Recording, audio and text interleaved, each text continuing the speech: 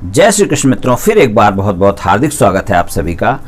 आज हम बात करेंगे 26 सितंबर से 30 सितंबर तक के तुला राशि वालों के राशिफल की और अंत में उपाय की चर्चा भी करेंगे। इसलिए वीडियो को पूरा अंत तक देखें व सुने, तभी आप तुला राशि वालों के 26 सितंबर से 30 सितंबर तक के राशिफल की पूरी जानकारी प्राप्त कर पाएंगे। ये राशिफल चंद्र राशि पर आधारित है, यानी मून साइन पर। जिन लोगों को अपनी राशि नहीं पता है वो लोग अपनी जन्म कुंडली में ये देख लें कि चंद्रमा उनकी किस राशि में है।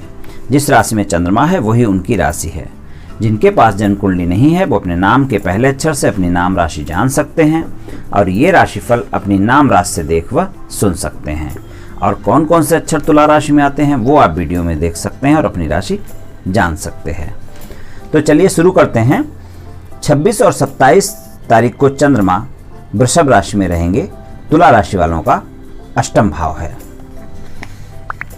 तुला राशि वालों का अष्टम भाव है, तो अष्टम भाव में चंद्रमा रहेंगे तो परिणाम ज़्यादा अच्छे नहीं होते हैं। अष्टम भाव के चंद्रमा के गोचर के तो थोड़ा सा आपके मन में तनाव रह सकता है। अपना खाने पीने का ध्यान रखना पड़ेगा, क्योंकि अगर कोई लंबी बीमारी आपकी है, पहले से चल रही है, तो इस समय वो बढ़ सकती है। उसका ध्यान रखें, अपनी दवाइयाँ नियमित लेते रहें।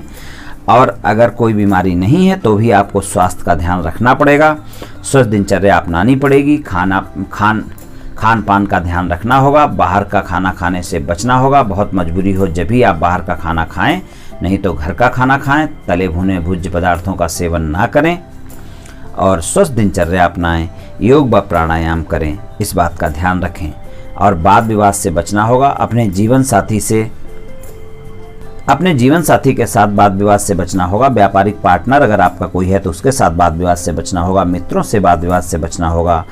और आपको परिवार में किसी से वाद विवाद नहीं करना है। परिवार के सदस्यों के साथ तालमेल बनाकर रखना है, इस बात का ध्यान रखना है और तनाव से अपने आप को बचाना है। 28, 29 और 30 तारीख को चंद्रमा मिथुन राशि में रहेंगे। मिथुन राशि आपका नवम भाव है, तो इस समय पर आपके मतभेद हो सकते हैं आपके छोटे भाई बहनों के साथ, आपके मित्रों के साथ। स्थान परिवर्तन भी हो सकता है।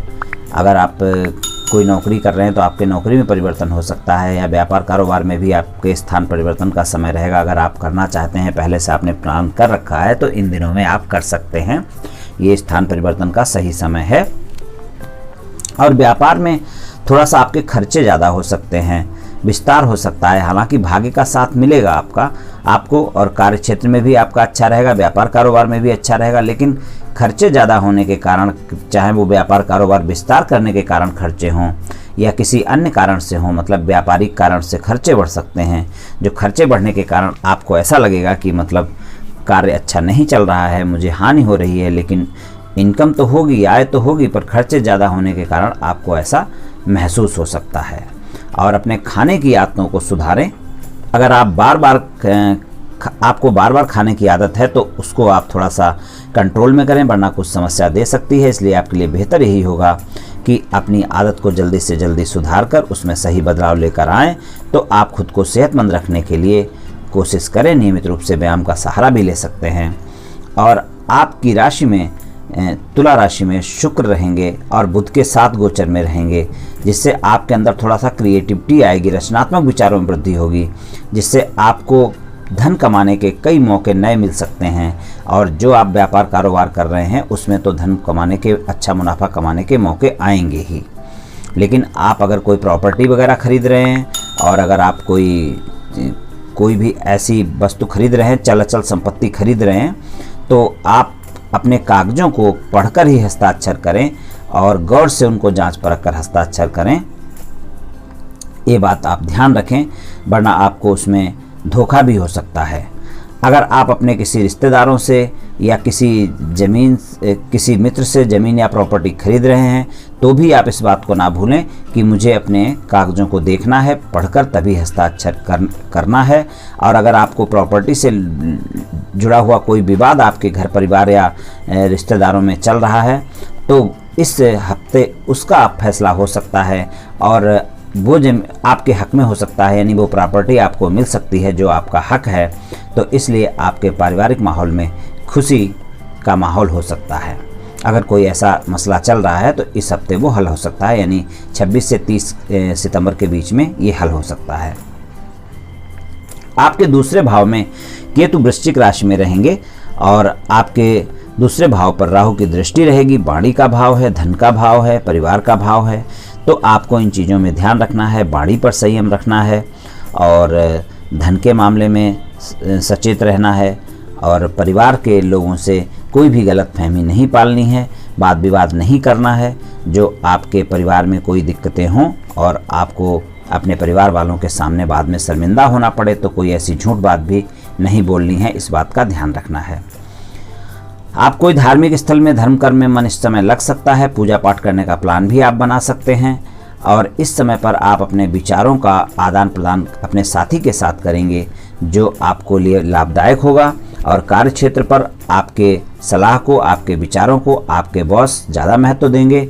अगर आप नौकरी करते हैं, अगर आप व्यापार करते हैं, तो अगर आप अपने सलाह अपने व्यापारियों को देते हैं तो उसका भी महत्व इस समय आपको मिलेगा, लोग आपकी बातों को मानेंगे और लेकिन फिर भी आपका मन थोड़ा सा विचलित रह सकता है, आपको अकेलापन महसूस हो सकता है, इसलिए आपके करियर की रफ्तार थोड़ी सी धीमी पड़ सकती है। इस बात का ध्यान रखें। आपको अकेलापन महसूस हो तो आप योग प्राणायाम करें, ध्यान करें, तनाव से मुक्त हों, तनाव को अपने ऊपर हावी ना होने दें, इस बात का बिल्कुल ध्यान रखें। आप जो लोग छात्र हैं इस समय उनको अपनी शिक्षा में भाग्य का साथ मिलेगा और खासकर 28, 29 और 30 तारीख को जब मिथुन राशि में रहेंगे चंद्रमा तो आपको भाग्य का पूरा साथ मिलेगा और शिक्षा में आप अच्छा कर पाएंगे, शिक्षा में सफलता मिलेगी। अगर आप कोई कंपटीशन एग्जाम की तैयारी कर रहे हैं तो आपके लिए समय अच्छा है। अगर आपके कंपटीशन एग्जाम का कोई पेपर 28, 29 और 30 सितंबर को होता है तो उसमें सफलता मिलने के योग हैं। आप अच्छी मेहनत करें तो परिणाम आपके पक्ष में जा सकते हैं। तो इसलिए आपको मेहनत के अनुसार इस दौरान आपको शिक्षा में सफलता मिलने के पूरे चांस रहेंगे। इस बात का ध्यान रखें, तो ज़्यादा मेहनत करें तो आपको सफलता मिल सकती है। उपाय की बात करें तो हरी मूंग का दान आप धर्म स्थान में करें और माँ दुर्गा की पूजा उपासना कर सकते हैं और शुक्रवार वाले दिन माता को आप सफ़ेद मिठाई का भोग लगा सकते हैं या अपने इष्ट को सफ़ेद मिठाई का भोग लगा सकते हैं और गरीबों में बांट सकते हैं। तो इनमें से जो भी उपाय आपको ठीक लगे वो आप कर सकते हैं। तो मित्रों, आज मैंने आपको तुला राशि वालों का 26 सितंबर से 30 सितंबर तक के राशिफल के बारे में कुछ चर्चा की।